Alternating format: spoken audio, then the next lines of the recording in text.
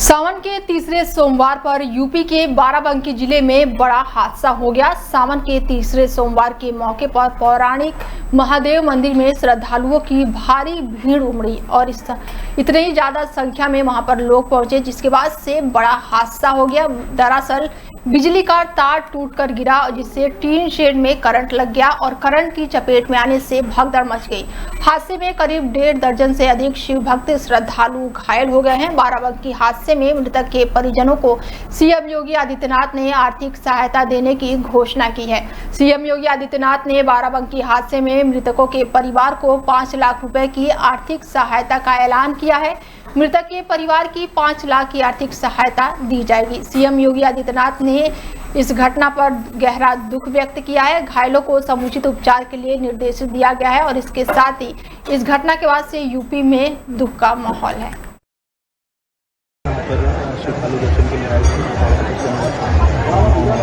इसमें एक बिजली की तार है जिसपे कुछ बंदर यहाँ पर बंदर के थे, उससे कूद गए और बिजली की तार टूटने की वजह से वो शेड पर गया। शेड में कुछ करंट आ गया, जिसकी वजह से करीब 19 लोगों को इलेक्ट्रिक शॉक लगा। PCHC हैदरगढ़ और CHC देवीगढ़ में ले जाए गए। 2 की स्थिति गंभीर है, जिनको जिला अस्पताल रेफर किया गया।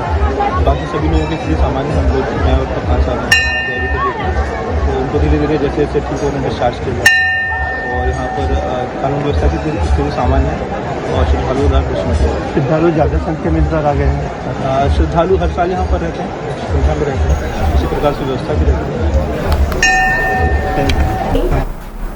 हाल ही में दिल्ली के संसद मार्ग की मस्जिद में सपा की एक बड़ी बैठक हुई। मस्जिद में हुई इस बैठक में अखिलेश यादव, डिंपल यादव और इकरा हसन समेत और भी नेता मौजूद थे, जिसके बाद से अब खूब बवाल देखने को मिल रहा है। मस्जिद में हुई बैठक को लेकर टीवी शो में डिबेट भी हो रहे हैं।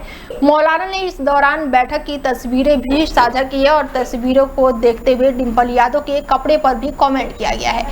वीडियो में मौलाना साजिद रशीद ने कहा है कि बैठक में 2 महिलाएं बैठी हुई हैं। एक है इकरा हसन जो सर ढक कर बैठी हुई हैं और इसी के बाद से मौलाना ने डिंपल यादव के पहनावे पर भी कमेंट किया है, जिस पर विवाद छिड़ गया है। मौलाना की इस टिप्पणी को लेकर कई महिलाओं ने भी आवाज उठाई है और इसकी निंदा की है। मौलाना के इस भद्दे कमेंट की वीडियो सोशल मीडिया पर तेजी से वायरल हो रही है। मौलाना की टिप्पणी को लेकर विरोध भी हो रहा है। महिलाओं में भारी रोष देखने को मिल रहा है। मौलाना के खिलाफ लखनऊ के विभूति खंड में रविवार रात को मुकदमा भी दर्ज हुआ है। मुकदमा समाजवादी पार्टी के नेता प्रवेश यादव की तहरीर पर दर्ज हुआ है। मौलाना विवादास्पद बयानों के लिए जाने जाते हैं। फरवरी में दिल्ली विधानसभा चुनाव के तुरंत बाद ही मौलाना ने एक वीडियो में बीजेपी को वोट देने का दावा किया था, जिसके बाद से अमित मालवीय ने तब सोशल मीडिया हैंडल एक्स पर एक पोस्ट में यह वीडियो शेयर करते हुए कहा था कि ऑल इंडिया इमाम एसोसिएशन के साजिद राशिद ने कहा है कि उन्होंने दिल्ली विधानसभा चुनाव में बीजेपी को वोट दिया। अगर मुसलमानों को भी बड़े पैमाने पर बीजेपी का समर्थन करने लगे तो तथाकथित धर्मनिरपेक्ष दलों की चिंता होगी। वक्फ मामले को लेकर भी उन्होंने कहा था कि मैं सरकार से अपील करता हूं कि जो कोई भी वक्फ को लेकर मुसलमानों को सड़कों पर लाने की बात कह रहा है, उन सभी की वक्फ प्रॉपर्टी चेक की जाए, देखा जाए कि उनके पास कितने वक्फ की प्रॉपर्टी है। इसके साथ ही मौलाना का बयान अब सोशल मीडिया पर तेजी से वायरल हो रहा है।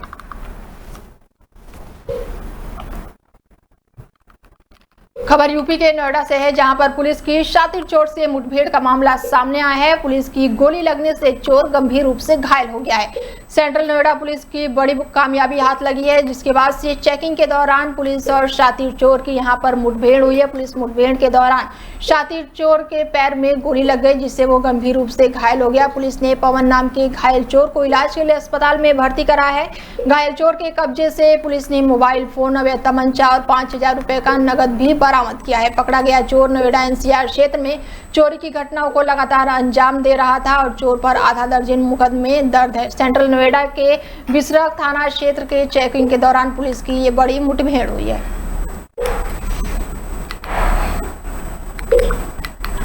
खबर यूपी के एटा से है, जहां पर हनुमान जी की विराट स्वरूप में निकाली गई है कांवड़ यात्रा और शिव भक्त में डूबे हुए हैं यहां पर श्रद्धालु। बता दें कि जनपद कासगंज के मामला बताया जा रहा है, जहां पर विशाल हनुमान स्वरूप की कांवड़ यात्रा निकाली गई है एटा में और सैकड़ों शिव भक्तों का जनसैलाब उमड़ा है और इसके साथ ही बम बम भोले के जयकारों से पूरा इलाका गूंज गया है। गंगा जल लेकर प्राचीन कैलाश मंदिर पहुंच रहे हैं श्रद्धालु और हनुमान जी की कांवड़ यात्रा को सुरक्षा के लिए आगे आगे पुलिसकर्मी भी चल रहे हैं और श्रद्धा के साथ सुरक्षा का पूरा इंतजाम किया गया है। श्रद्धालुओं की मान्यता है कि गंगा जल से चतुर्मुखी शिवलिंग पर जल अभिषेक करने से सारी मनोकामनाएं पूर्ण होती है। कैलाश मंदिर परिसर में भक्त आस्था और उत्साह का अद्भुत संगम देखने को मिल रहा है।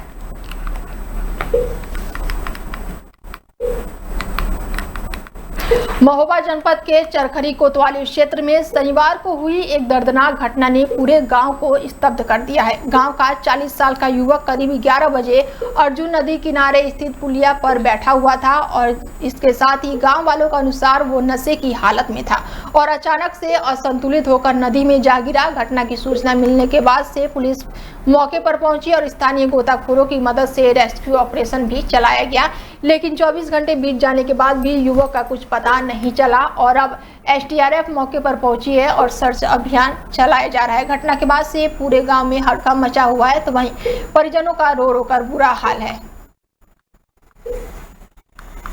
मामला ये है, कल 1 बजे रिपोर्ट लोकल रिपोर्ट और थाने से पहुंची कि यहाँ पे एक आदमी यहाँ से छलांग लगा दिया है। यहाँ से किनारे देखा गया उसको कुछ लोगों द्वारा, फिर बताया गया कि यहाँ पे डूब गया। तो लोकल कुछ लोग कोशिश किए उसको निकालने की, बट वो डूब चुका था तब। उसके बाद पुलिस राजस्व की टीम कल लगी रही, लेकिन सफलता नहीं मिली। आज सुबह एसडीआरएफ की टीम आई है, जिसमें सर्च ऑपरेशन अभी तक जारी है, लेकिन अभी यूपी के अलीगढ़ में पशुओं को चारा डाल रहे युवक के साथ गांव के दबंगों ने मारपीट की है। दबंगों ने युवक के साथ मारपीट करते हुए प्लॉट खाली कराने की धमकी भी दी है। मारपीट के दौरान युवक की चीख पुकार सुनकर युवक के परिजन मौके पर पहुंचे। दबंग व्यक्तियों ने युवक के परिजनों संग भी मारपीट की और महिलाओं से छेड़छाड़ करने का भी गंभीर आरोप लगाया गया है। आधा दर्जन दबंग युवक के साथ घटना को अंजाम दिया गया है और जान से मारने की यहां पर धमकी भी दी गई है और दबंग मौके से फरार हो गए हैं। घटना की सूचना पीड़ित व्यक्ति ने पुलिस को दी है। वहीं पुलिस ने थाने में शिकायत दर्ज की है, जिसके बाद से शिकायत करने के बाद से दबंगों के खिलाफ आरोपियों के खिलाफ शिकायत लेकर पीड़ित व्यक्ति थाने पहुंचा, लेकिन कोई भी कार्रवाई नहीं हुई है। कार्रवाई न होने के चलते पीड़ित व्यक्ति ने न्याय की गुहार लगाई है।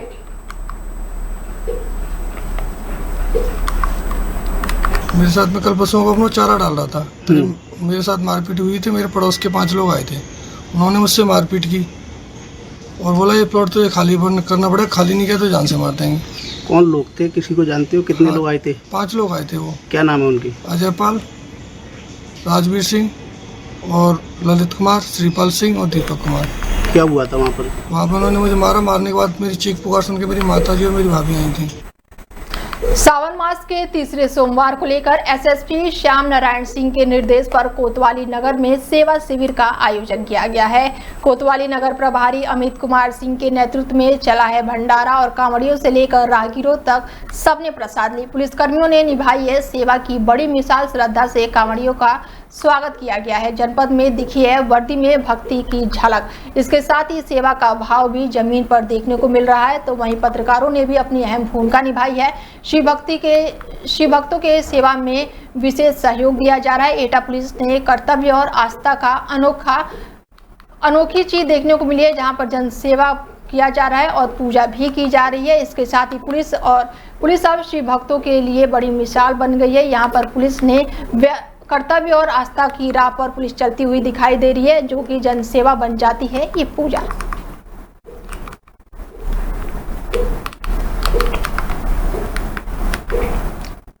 आगामी दुर्गा पूजा महोत्सव की तैयारियां जोरों शोरों से चल रही है। गांव शहर के पंडालों में सजने वाली मां दुर्गा की मूर्तियों को आकार देने का काम अब शुरू हो चुका है। मूर्तिकारों ने बताया है कि सितंबर के अंत सप्ताह से शुरू होने वाले दुर्गा पूजा महोत्सव के लिए दिन रात मूर्तियां बनाई जा रही हैं। समय पर सभी ग्राहकों को मूर्ति उपलब्ध कराना चुनौतीपूर्ण है, इसीलिए उन्होंने अभी से काम शुरू कर दिया है। मूर्ति बनाकर तैयारियां करने में महीने भर का समय लग जाता है। बारिश के मौसम में इन्हें सुखाना और बचाना एक चुनौतीपूर्ण काम होता है। मूर्ति निर्माण एक जटिल प्रक्रिया है और इसमें कच्चे बांस की लकड़ी, धान का पुआल और साथ ही विशेष लचीली चिकनी मिट्टी का इस्तेमाल किया जाता है। ढांचे को तैयार करने के बाद उस पर मिट्टी के कई परतें चढ़ाई जाती हैं, फिर उसे सुखाया जाता है।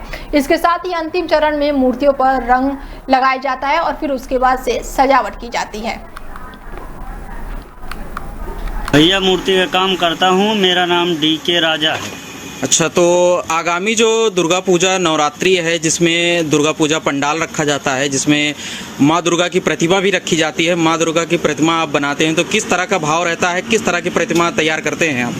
ये तो माता रानी का आशीर्वाद है, हम लोग जो है लगे रहते हैं, इनको बनाते हैं और मेहनत करते हैं। भैया आगामी शारदीय नवरात्रि की बात करें तो शारदीय नवरात्रि को लगभग 2 महीने बचे हुए हैं। आगामी दुर्गा पूजा के त्योहारों के लेकर के अमेठी जनपद में मूर्तिकार की बात करें तो मूर्तिकार की जो मूर्ति बनाने की कला है उन्होंने जोर पकड़ लिया है। ऐसे में देखा जाए तो अमेठी जनपद में गांव-गांव और शहर-शहर में जितने भी मूर्तिकार हैं उन्होंने मूर्तियां बनाना स्टार्ट कर दिया है, क्योंकि अमेठी जनपद में बहुत सारे पंडाल रखे जाते हैं जिनमें माँ दुर्गा की प्रतिमा को सजाया जाता है और इसके साथ ही हजारों नहीं, सैकड़ों नहीं, लाखों श्रद्धालु अपने घर से निकलकर माता रानी का दर्शन करते हैं। ऐसे में सबसे बड़ी भूमिका अगर कोई निभाता है तो वो मूर्तिकार कलाकार होता है। मूर्तिकार कलाकार की ही कला की प्रतिमा जो हमें पंडाल पर दिखती है। ऐसे में देखा जाए तो अमेठी जनपद के कई सारे कलाकार सैकड़ों मूर्तियां बनाने में 2 माह पहले से ही जुट चुके हैं। ऐसे में देखा जाए तो मूर्तिकार से बातचीत करने पर पता चला हमें कि मूर्ति बनाने के लिए कई जगह की मिट्टी को तराश करके बांस, बल्ली और कई तरह की रस्सियों का प्रयोग करके वो मूर्ति के ढांचे को, मूर्ति के आकार को बनाते हैं, जिसमें उन्हें कई सारी परेशानियों का भी सामना करना पड़ता है, क्योंकि 2 माह पहले से ये तैयारियां चालू हो जाती हैं, जिसमें दिक्कत ये भी आती है क्योंकि बारिश का मौसम है। शारदीय नवरात्रि के महीने में 2 महीने पहले बारिश का मौसम होता है। बारिश से बचा करके मूर्तियों को रखना, धूप में सुखाना, उसके बाद उसकी कलाकृतियों को आकार देना, उसके बाद साज सजावट के बाद ही मूर्ति तैयार होती है। और आने वाले समय में दुर्गा पूजा नवरात्रि में जो हमें मूर्तियां दिखती हैं वो कलाकार की ही देन रहती है। इसी के साथ कैमरा पर्सन के साथ मैं शिवम कौशल, डेली 24 भारत।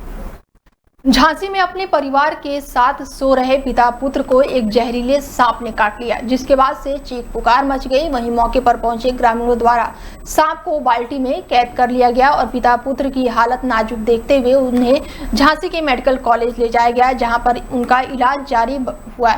इलाज के झांसी के रक्षा थाना क्षेत्र के रहने वाले सुरेंद्र राजपूत रात्रि में बारिश अधिक होने से बिजली चली गई थी, जिसकी वजह से गर्मी के कारण सुरेंद्र राजपूत दरवाजा खोलकर सो गए, जिसके